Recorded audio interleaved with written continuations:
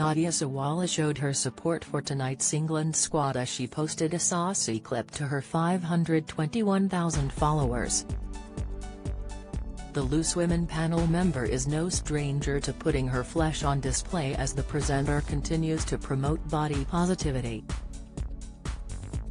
Nadia, 58, rocked the St. George's flag in way of a two-piece bikini while imitating a model's similar pose.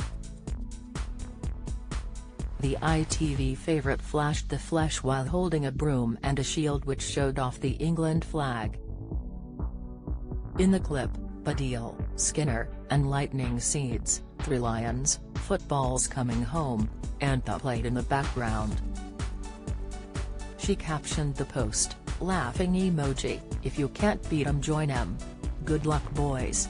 Nadia added the hashtags, #World Cup 2022 #IngFsFra #England vs France #2022 World Cup #Doha World Cup #FIFA World Cup 2022 #InStaves Reality #RealityVs Instagram.